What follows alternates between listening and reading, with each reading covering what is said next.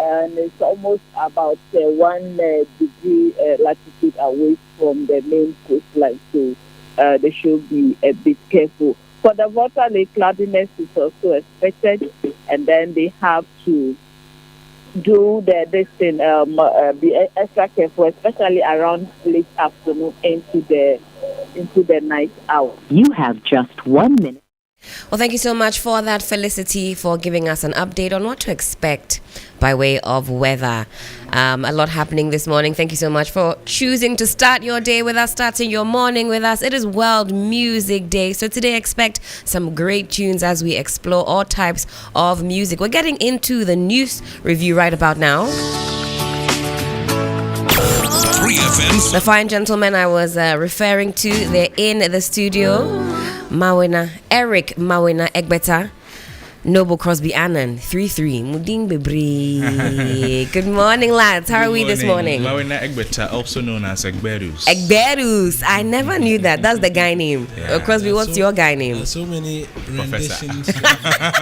Actually, Crosby's nickname is Professor. That's why we have Professor and what's Egberus? Egberus. Egberus. Say with a bit of American slang. Oh, my bad. Egberus. How are we this morning? List the number of renditions to my surname. I want to hear some of them. You've heard which and which? Egbets.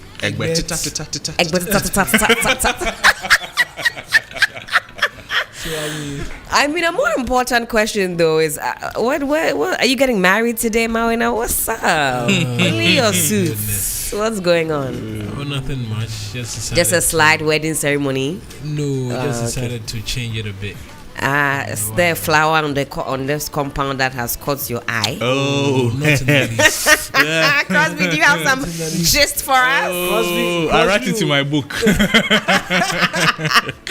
you guys actually been able to read the book? Is anybody reading the book? Do you have a desire to read the book? What do you think?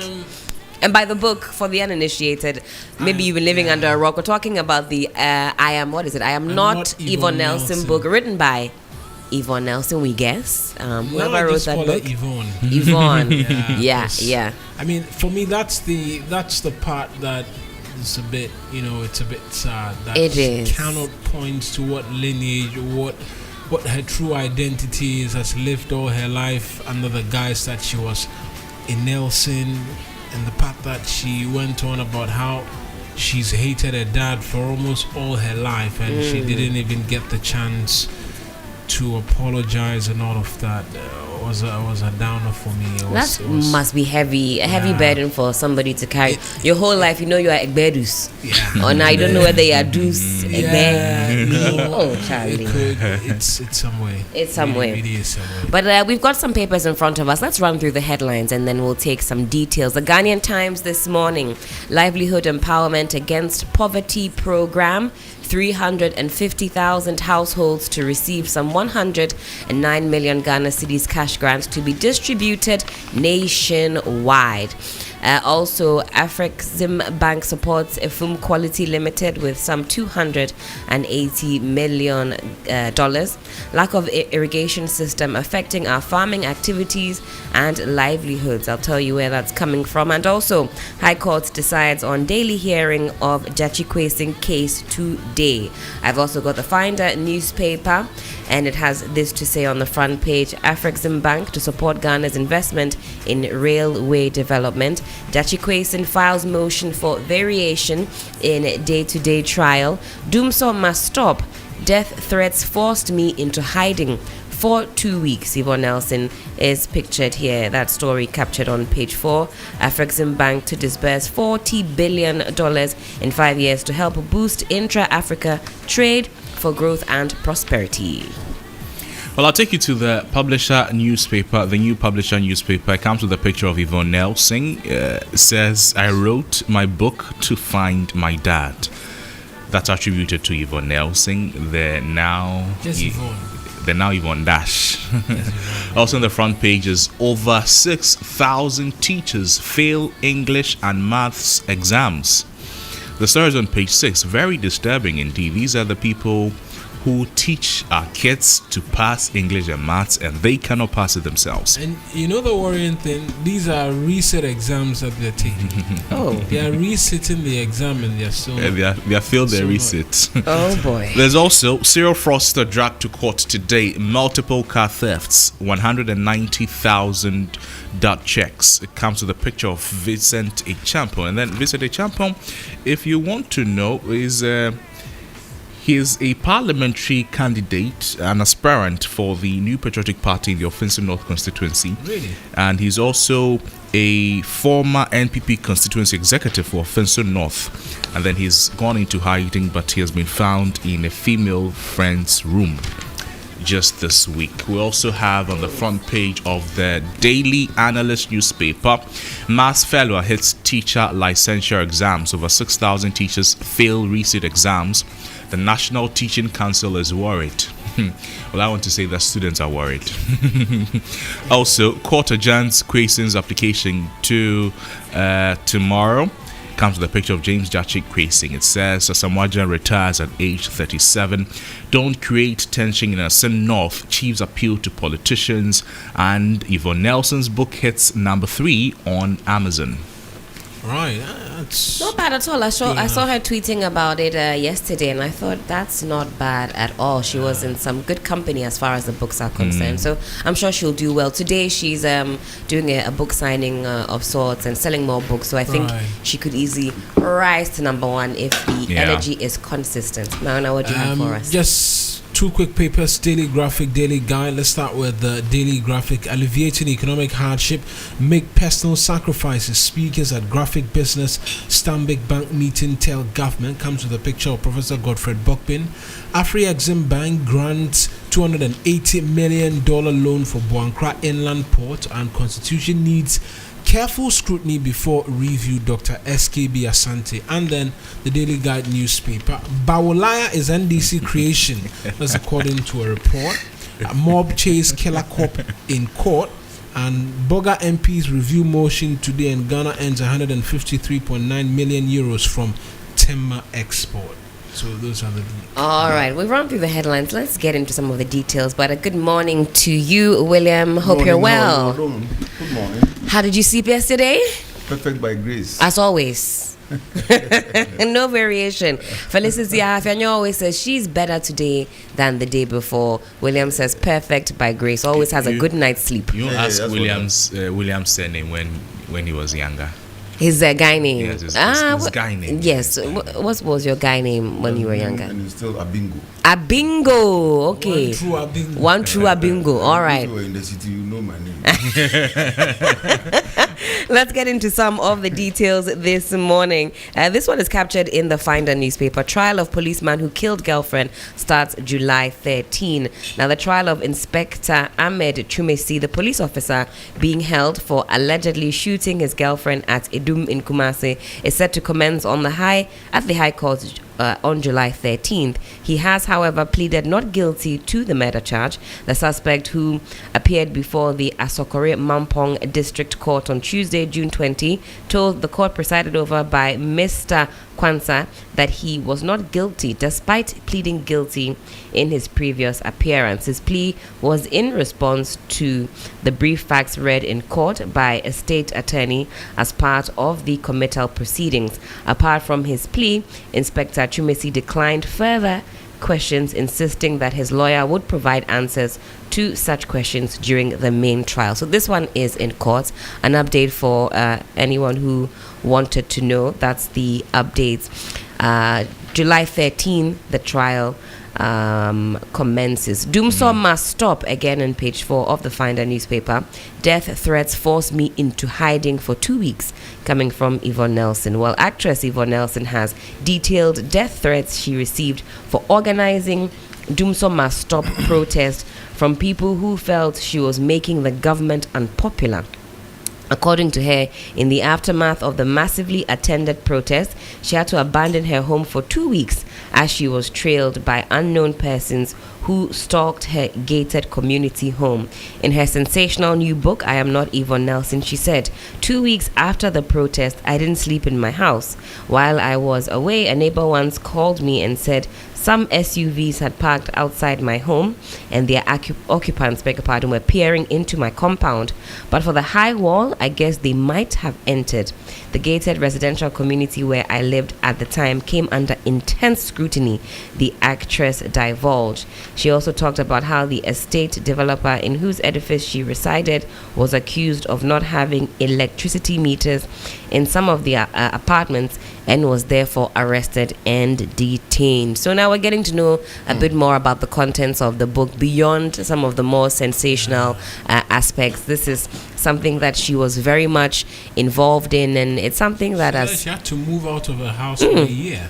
Goodness me. Even after the death threat, at that time, Mr. Nelson, so she mentioned that she had not heard from Mr. Nelson in like God knows how long, but he called to advise her not to proceed with the planned protest. His mother called. There was pressure from all quarters not to have her do that, and so she had to move out of her estate. Her estate manager was arrested, as they said, and detained because of this. And in fact, the story goes on to say, as you've mentioned, Marina, she wrote, I remember my father, Mr. Nelson, called me one morning and without even greeting me, asked me to drop the protest immediately. He said the Nelson name had become embroiled in national controversy, and because of my intended action. Very interesting indeed. As we get more revelations, I'm sure we'll be able to sink our teeth into that. But gentlemen, what do we have? Well, talking about the serial fraudster who has been dragged to court over a lot of car theft. His modus operandi was taking vehicles from prominent car dealers under the guise of selling them on their behalf, and then he absconded with no trace of the money and the vehicles. So in this case in point, he confirmed to have taken a vehicle belonging to a Tamale-based journalist, traded it in, and took a vehicle belonging to a Kumasi-based businessman with the promise of topping him up.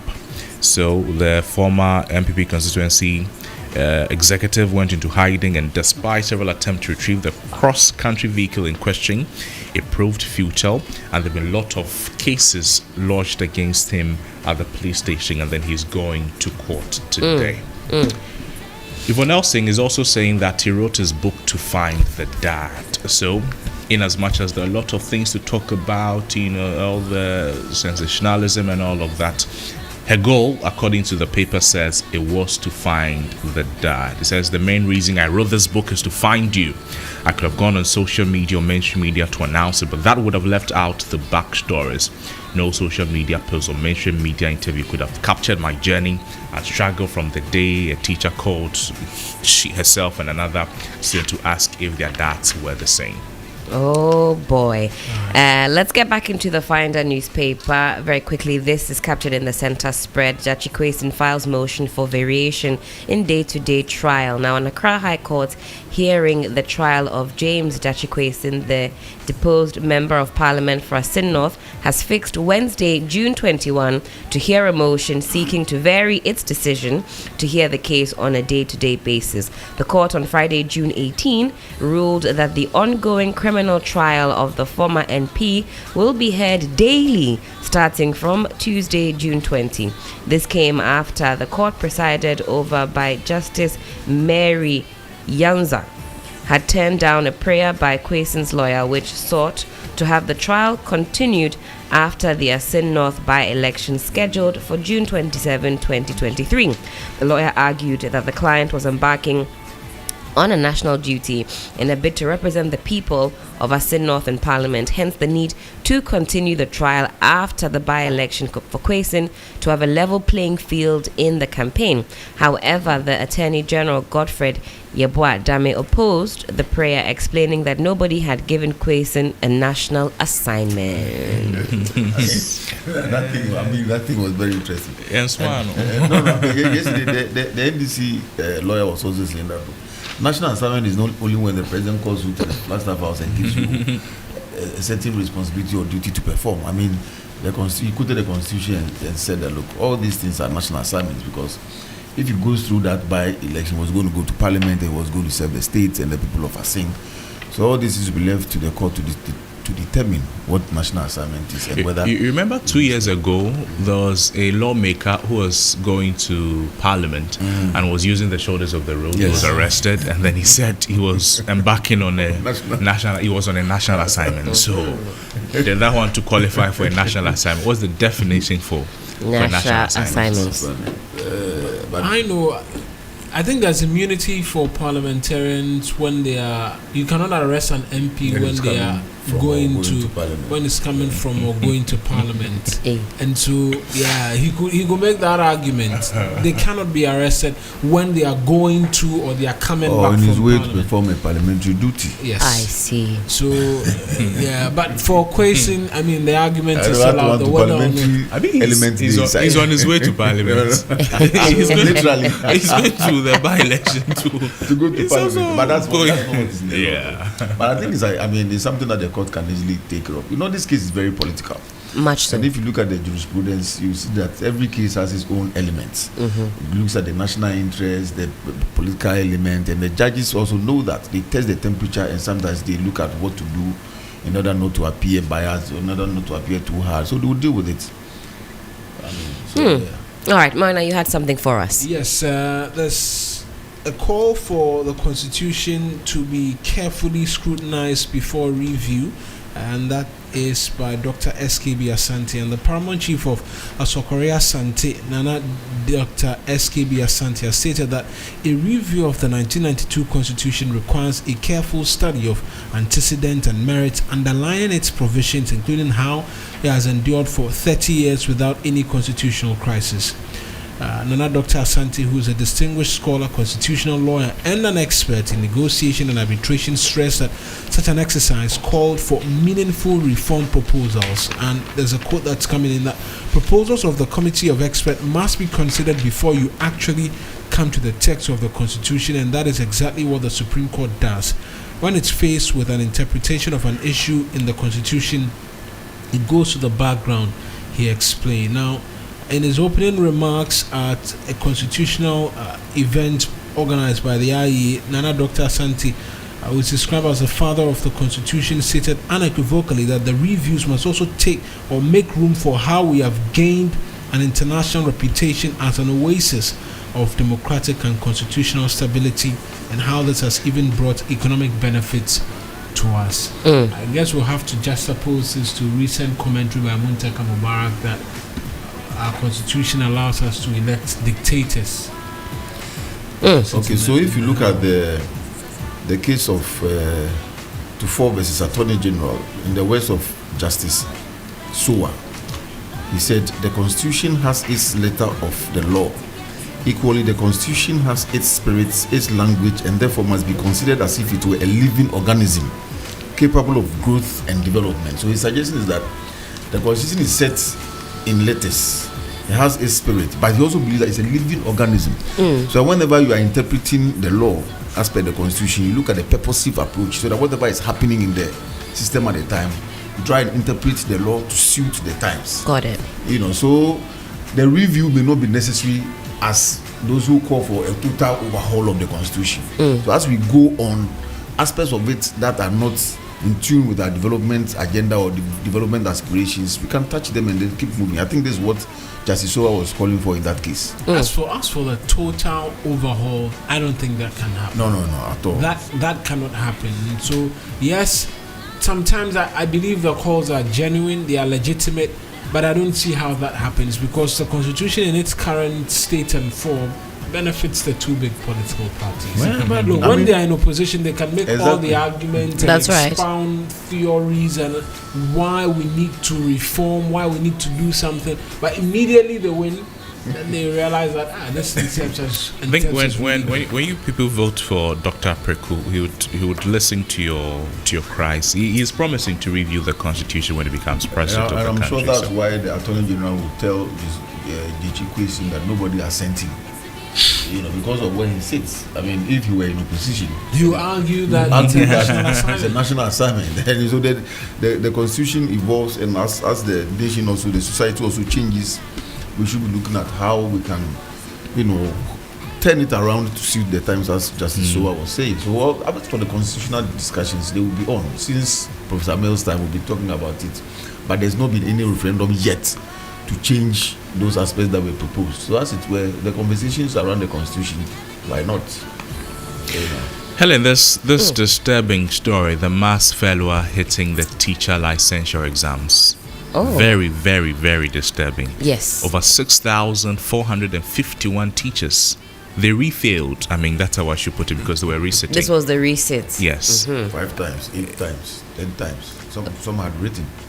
The highest Wow. is 9 times, the least is twice. Twice. It's- So yesterday I was listening to some of those who were arguing for the teachers and those who were arguing against the exam in the first place. But if you look at some of the words that came out as those that the teachers could not spell in the exam, and if anybody who knows me knows that I'm very particular about texts. Yeah. You know, and as teachers, if you are spelling words like headache and you spell it Headic, headache, then punctual becomes Pontual, punctual. I mean, these are all things that came in the exam, and what they were doing was not even arithmetic, it was numeracy. So for instance, the clock says that a workshop starts at 2:30 and ends at 8:30. How many hours did the workshop take? And that was not math. So yes, you know, these are some of the questions that I see. I haven't seen the papers, but according to the report, these are some of the questions that came up in the exam, and still people had it, you know, wrong. So it tells me that that's why I always say that what you hear or how you hear a word pronounced, you have to know how it is spelled. That's right. And as a teacher, if you are teaching and are writing this on the board for your children too. But it also came out from the report that many of those who failed the exam were those who went through the teacher training through the sandwich and distance learning system. So they were, I think that they didn't have enough classroom experience, enough time to share ideas with their friends. Because if you have written the exam 1, 2, 3, 4, 5, 6, 7, 8, 9 times, and you are going to write again, you should be able to be comparing those with those who have passed. You know, and after the 5th time, yes. the 6th time, And the the chief 7th justice- time, yes. the 8th Yes. time. Right. And the chief You don't justice have made- past questions. That's what I'm saying. And the chief justice made the point during her vetting that even the law school, people are struggling to pass because a number of them are now workers with family and stuff like that. So, and they are coming from home to school and they struggle. So it will show in the results. Right. So those who learn the law 24 hours, it will show in their results. Not that you are good or bad. So if you want to go to school, Exigencies of exactly. So you also have to look at your state of, your state of mind, your condition, everything around you before you pick up some courses, because the distance learning and the sandwich program is not easy. Who are working, somebody would have to travel from Accra to say Cape Coast because it's attached to the Cape Coast University. Got it. And then Saturdays also he has to rush and go and write the exam and come back. And It's the not pressure- helping Yeah. the curriculum that process. they are using here is not so clear. Okay. Because it doesn't tell you what exactly you are learning for. So someone said in the news yesterday that he was writing the exam from he used the word basic knowledge. Hey. You know, so that's what Matt is calling for, a national dialogue on the exam. You know, Because if we have over 6,000 people failing numerous out of times, 7,000, and the past week is about 16.5%. That's I think a national dialogue is in as we order. talk about the dialogue, maybe to reform it or remove it in the first place, it does not change the fact that the quality of the teachers we're producing is not to the standard that we expect it and to I be. think that's That's what we really should look like. And I agree with the public relations office of the council. His name is Dennis Owusu. It says it's a national security threat. Yes. So if we're having people going to the classrooms to teach our future generations, and then these are some of the things they write, that's their understanding, that's what they put on paper, then what are they teaching the people that we expect them to be future leaders? You understand? So it just does not make sense to me in any way, regardless of however you want to see it. It just, there's some who are just going to the teacher training colleges just to explore the system because they'll get jobs. So it just So it's does no not make longer sense at all. something that people are doing out of the passion No, that they have no. for it. No. And Now they even- finish the school, nothing to do. Yeah. And then It's what when you training finish. are they receiving to at the various colleges they go to? What is the quality of students who end up in these training colleges? That's another Okay, so yesterday the conversation. answer I think to it's that- it's a cycle we're the answer doing. to that was that those who were coming from the education colleges, is it? The university. What's the new name for the teacher training colleges? Colleges of Education. Yes. The report indicated that they were also doing better Okay. than those who were doing the sandwich and the distance learning. Because as I said, they are in a school situation, so assignments upon assignments, sharing news with your friends. But And that makes a very big difference. Sitting at home and doing sandwich, maybe the weekend you go and chill out, and there's some, the system does not even encourage you to do. So then those systems, those sandwich programs, the distance learning and all of that should be relooked at. Definitely. Because if these are, if you like, poor teachers, they'll teach students poorly.